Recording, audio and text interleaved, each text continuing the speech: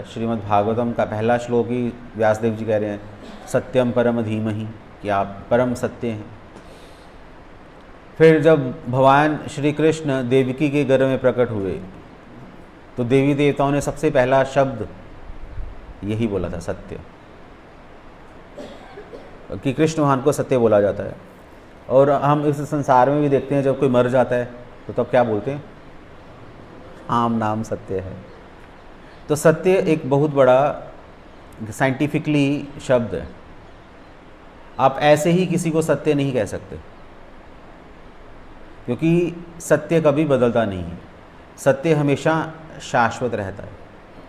जैसे ये संसार सत्य है शाश्वतता की सेंस में है या नहीं? नहीं, क्योंकि संसार हमेशा नहीं रहेगा, बदलता रहेगा। सत्य कभी बदलता नहीं, ये संसार बदल जाता है। आज से 10 साल पहले यहाँ पर कौन था? कौन था? कोई नहीं था। कोई तो था ही। हाँ, क्या था? ओ, गौशाला थी, गाय रहती थी। और 50 साल पहले खेत होंगे। तो एक कल पहले पता नहीं क्या होगा। तो 50 साल बाद यहाँ पर क्या होगा? अगर तो श्री कृष्ण भगवान ने यहाँ पर वैदिक कॉलेज खुलवा दिया तो फिर ये बिल्डिंग नहीं होगी, फिर कॉलेज हो जाएगा हरे कृष्ण वैदिक कॉलेज के नाम से शायद। 500 साल पहले पता नहीं कलयुग बढ़ जाए, कुछ लोग अटैक कर दें, ये आपका हो सकता है कि क्या बन जाए, जहाँ पर मीट काटा जाता है, स्लॉटर हाउस ना, वो बन जाए। कुछ भी हो सकता है संसार में। हम नास्तिक बन जाएं, जहाँ हो सकता है नास्तिक आस्तिक बन जाएं।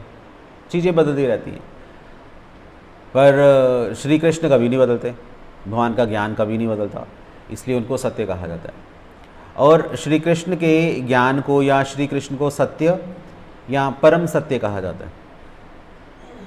अब ये परम सत्य क्या होता है? एक जैसे कि हम बात करते हैं रिलेटिव और एब्सोल्यूट ट्रुथ के बारे में। रिलेटिव ट्रुथ तो बदलता रहता है, एब्सोल्यूट कभी नहीं बदलता। तो श्री कृष्ण एब्सोल्यूट है। अगर आप श्री कृष्ण को जान जाओगे तब कोई कन्फ्यूज़न नहीं रहेगी। ब्रह्मा जी कह रहे हैं कि अगर आप उस परम सत्य को नहीं जानोगे तो क्या लगेगा, तब तक वह मेरे सशक्त कार्यकलापों से निश्चित रूप से मोहित होता रहेगा। हमें ये लगता रहेगा कि कर्ता ब्रह्मा जी हैं। जैसे श्री कृष्ण भगवद गीता में क्या कहते हैं, श्लोक संख्या इनका क्या संख्या है, प्रकृति क्रियमाणानि गुणैः कर्माणि सर्वशः अहंकार विमूढ़ात्मा कर्ता अहम इति मन्यते। इसका क्या मतलब है कि इस संसार के लोग अहंकारवश ऐसा समझते हैं, मूर्खतावश ऐसा समझते हैं कि सब कुछ मैं करने वाला हूँ, पर ये सारा कुछ करने वाली कौन है? प्रकृति, जो कि श्री कृष्ण की अध्यक्षता में कार्य करती है। मैया अध्यक्षेन प्रकृति। तो प्रकृति द्वारा ये सारे संसार की रचना की गई है। प्रकृति के 3 गुण हैं, सतगुण, रजोगुण और तमोगुण। सुबह सुबह हम सबकी नींद खुलती है। क्यों खुलती है? क्यों खुलती है नींद? हमने खोली अपनी नींद, हमें तो पता ही नहीं था हम सोए हुए हैं। तो नींद खोलने वाली शक्ति कुछ और है, उस शक्ति को कहा जाता है सतोगुण। सतोगुण में जब हम सतोगुण में होते हैं तो कोई हम गंदा काम नहीं कर सकते। जैसे यहाँ पर इस टेम्पल हॉल में आप उस तरीके से नहीं लेट सकते जिस तरीके से आप घर पे लेटते हो। लेट के दिखा दो, लेट ही नहीं पाओगे, क्योंकि वहाँ पे ये सतोगुण का फोर्स है यहाँ पर। अब जो घरों में जो बातें होती हैं वैसी बातें आप यहाँ पर कर ही नहीं सकते, क्योंकि सतोगुण है यहाँ पर। मीट नहीं खा सकते, बिना नहाए आ ही नहीं सकते, आपको डर लगेगा। फोर्स है ना यहाँ पर। आप तो अगर ये लग रहा है कि नहीं हमें नहीं आना चाहिए, पर आप आ ही नहीं पाओगे। सतोगुण का प्रभाव है। ऐसे रजोगुण है, ऐसे तमोगुण है। तो सतोगुण की वजह से हमारी नींद खुल रही है, और तमोगुण की वजह से हमें शाम को नींद आती है, रात को नींद आती है। हमें लगता है कि हम सो रहे हैं, पर नहीं, तमोगुण की वजह से आपको नींद आ रही है। तो ये तो सिर्फ नींद में सोना और नींद से जागना, ये छोटी सी एग्जांपल है। और आप इसको स्टडी करोगे, भगवद गीता का अध्याय 14 प्रकृति के 3 गुण, आपकी नींद ही उड़ जाएगी सारी। इतने पावरफुल हैं ये 3 गुण।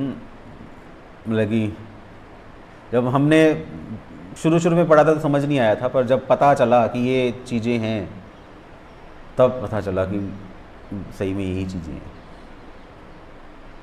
कृष्ण तो महान है, कृष्ण की शक्तियाँ भी अति महान है। वो कैसे काम करती हैं, माया कैसे काम करती है, प्रकृति के 3 गुण कैसे काम करते हैं, अगर किसी ने ये समझ लिया तो मतलब उसने भगवान की अचिंत्य शक्ति को थोड़ा सा उसको एक ग्लिम्प्स मिल गया, थोड़ी सी झलक मिल गई, जो कि नारद जी को पता है कि ये जो ब्रह्मा जी कर रहे हैं, ये एक्चुअली ब्रह्मा जी नहीं कर रहे, ब्रह्मा जी के पीछे जो शक्ति है वो कर रही है। तो ब्रह्मा जी को पता चल गया, और यही ब्रह्मा जी कह रहे हैं कि नारद जी आपको पता चल गया, अदरवाइज़ इस संसार का कोई प्राणी ये नहीं समझ सकता कि ये सृष्टि किसने की। सभी ब्रह्मा जी की प्रेज़ करते हैं, हमें भी यही पता है। जनरली अगर देखोगे ना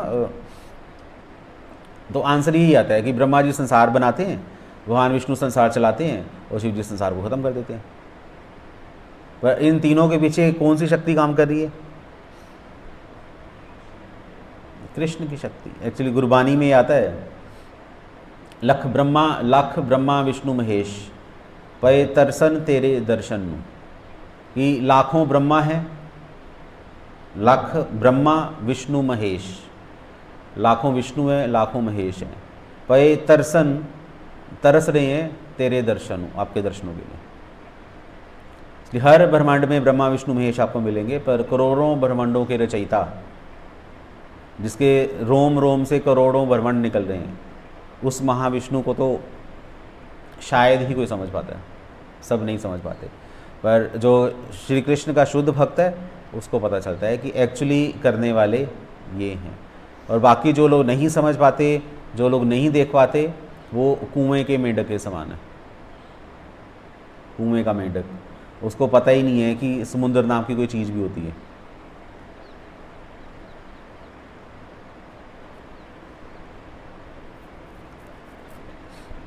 जैसे वो होता ना, आज से अगर मैं 100 साल पहले अगर ये बोलूँ कि यहाँ पर बैठे बैठे आपको ये पता चल सकता है कि अमेरिका में क्या हो रहा है, तो शायद समझ नहीं आएगी। नहीं आएगी, 100 साल पहले की बात है। यहाँ बैठे बैठे अमेरिका में क्या हो रहा है हमें दिखाई देगा, या मैं आपको एक चीज़ दिखा सकता हूँ, यहाँ बैठे बैठे अमेरिका में क्या हो रहा है वो बताऊँगा आपको।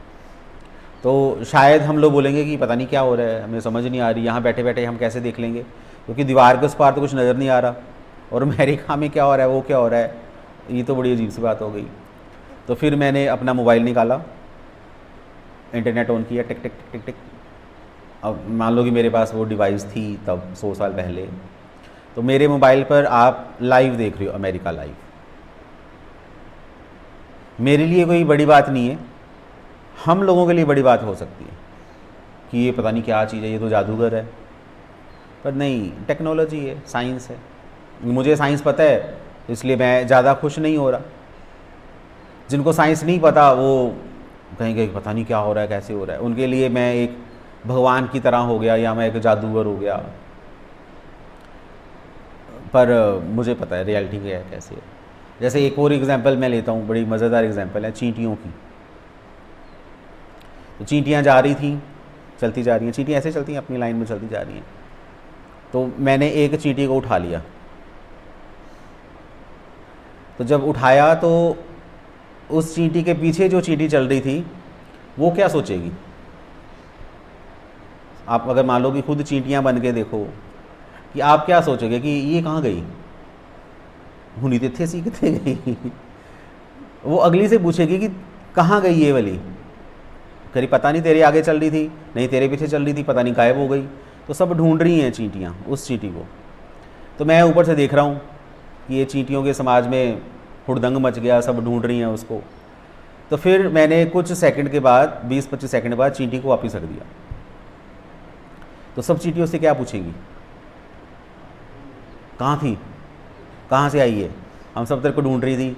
तो वो कह रही है कि मैं तो सबको देख रही थी। देख रही थी? कहाँ से देख रही थी? ऊपर से देख रही थी। तो बाकी चींटियाँ क्या बोलेंगी, ये ऊपर क्या होता है?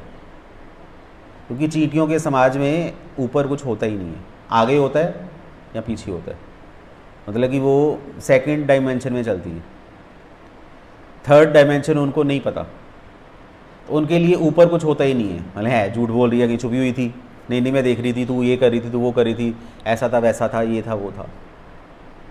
जिसने 3D का एक्सपीरियंस किया है उसको 2D वालों को देखकर हंसी आएगी कि ये लोग कर क्या रहे हैं। अगर समझ आ रहा है मैं क्या कह रहा हूँ? वो ऐसे ही चलेगी चींटी, छलांग नहीं लगाएगी चींटी कभी, उसको पता ही नहीं कि छलांग नाम की कोई चीज़ भी होती है। पक्षी उड़ सकते हैं, वो 3 डायमेंशन को एक्सेस कर सकते हैं, पर चींटियाँ नहीं कर सकती। तो इसलिए चींटियों को समझ ही नहीं आएगी कि ये क्या बोल रही है। जैसे नास्तिक, वो जितनी भी टेक्नोलॉजी उनकी एडवांस हो जाए, पर वो ऐसा कहते हैं कि 3 डायमेंशन के बाद वो लोग सोच ही नहीं सकते। 4th डायमेंशन उन्होंने बनाई है, कैसी हो सकती है, पर वो भी एजम्पशन है उनकी। वो ऐसा कह रहे हैं कि कुछ 10-12 डायमेंशन तक ये संसार हो सकता है।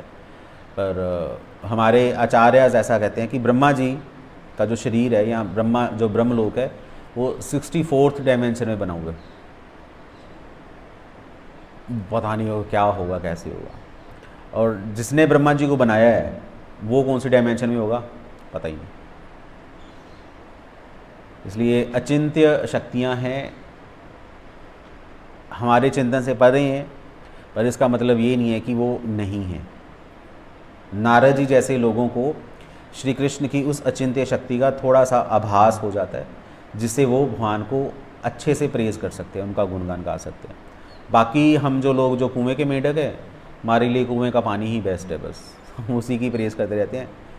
मेरा देश महान, इतना कहकर हम लोग संतुष्ट हो जाते हैं। वो देश कोई भी हो सकता है, या वो कहते हैं ना कि अपनी गली में तो कुत्ता भी शेर होता है। बस हमारी गली, मेरा मोहल्ला, मेरा कमरा, मेरा घर, ये हमारा संसार है। इससे हम बाहर निकलते ही नहीं हैं, कभी निकल ही नहीं पाते। यहाँ प्रभुपाद जी कहते हैं हमारी हालत उस सूअर की तरह है जिसको नाली से बाहर निकाला जाता है, उसको नहलाया धुलाया जाता है, अच्छे कपड़े पहनाए जाते हैं, खीर खिलाई जाती है बादाम वाली। खिलाने के बाद जब उसको छोड़ा जाता है तो वापस अपनी नाली में चला जाता है। तो इसलिए ना हमें सूअर बनना है, ना हमें मेंढक बनना है, कॉकरे छिपकली तो बनने की ज़रूरत ही नहीं है। क्या बनना है? एक्चुअली जब ये सीख रहे थे सूर्य सिद्धांत, श्रील भक्ति सिद्धांत ठाकुर महाराज, तो सूर्य सिद्धांत वो इस तरीके से उनको आता था, एस्ट्रोलॉजी ज्योतिषी में है। तो उनके गुरु ने उनको बोला कि तुम बहुत अच्छा जा रहे हो, तुम बहुत अच्छा सीख रही हो, तो तुम आगे और भी सीखो। तो उन्होंने बोला कि मैं इस संसार में मिस्त्री बनने नहीं आया,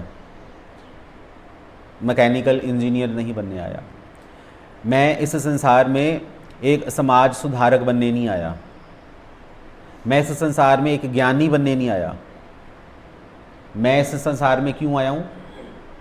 गोपियों के दासों का दास बनने आया हूँ। तो गोपियों के दासों का दास बनने की एक ही योग्यता है, वो क्या है? वो क्या है? कोई ज्ञान नहीं चाहिए, उसके लिए सिर्फ एक ही योग्यता है, उसका नाम है शरणागति। आपका कोई ज्ञान काम नहीं आने वाली, आपकी कोई उपाधि काम नहीं आने वाली। आप चाहे ब्रह्मचारी हो, चाहे गृहस्थ हो, चाहे वानप्रस्थी हो, चाहे सन्यासी हो, चाहे बहुत बड़े वैरागी हो, दूधाधारी बाबा हो, अखंड ब्रह्मचारी हो, कृष्ण को आपकी इन उपाधियों से कुछ लेना देना नहीं। अगर तो आपके हृदय में कपटता नहीं है, निश्चलता है, शरणागति है, निस्वार्थ होने की भावना है, तो भगवान के धाम जा सकते हैं, भगवान की उनका जो कृष्ण प्रेम प्राप्त कर सकते हैं, अदरवाइज नहीं। तो ये नारद जी जैसे या ब्रह्मा जी जैसे लोग ही इसको समझ सकते हैं, बाकी नहीं। हरे कृष्णा। श्रील प्रभुपाद की जय।